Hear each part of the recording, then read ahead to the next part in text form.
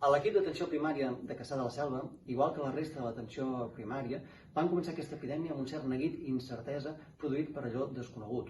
Una nova malaltia i contagiosa ens venia a sobre. Aquests inicis no hi va ajudar els canvis constants de protocol produïts pel desconeixement de la pròpia epidèmia. No obstant això, ens vam organitzar per fer la tasca pròpia que se'ns havia encomanat, que és la pròpia de l'atenció primària, que és la valoració, resolució i acompanyament sempre des de la proximitat. Tasques indispensables per aconseguir que l'atenció hospitalària es pogués centrar en aquells casos que realment estaven dels seus equipaments. Vam tenir un inici complicat, havent de prendre la decisió de tancar consultoris locals i concentrar els nostres esforços en els 3 centres més grans de la nostra àrea bàsica de salut. A això s'hi va afegir la preocupació per les residències geriàtriques i de discapacitats de la nostra zona. Amb ells hem treballat intensament per detectar possibles casos i actuar de manera ràpida. No obstant això, els professionals van demostrar ser un equip i tenir una gran capacitat d'adaptació. Aquests dies ha canviat la nostra manera de treballar, augmentant molt el teletreball, treballant a distància física de l'usuari, ja sigui per telèfon o videoconsultes, reservant la visita presencial per a aquells casos que realment la necessitaven. Hem augmentat l'atenció domiciliària i hem inventat circuits, com per exemple el control de síndrome als vehicles dels propis pacients que no s'atrevien a entrar dins dels nostres consultoris.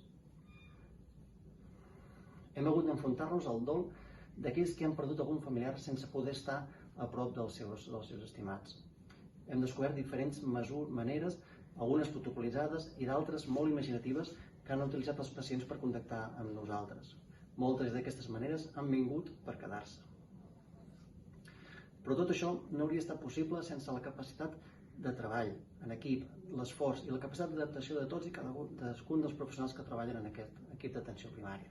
Netejadores, auxiliars, administratius, odontòlegs, llevadores, psicòlegs, infermeres, metges i metgesses han contribuït, cadascú amb la seva part, a poder sortir endavant d'aquesta crisi. Els equips de les residències també han tingut un gran paper i ens han ajudat molt a poder tirar endavant.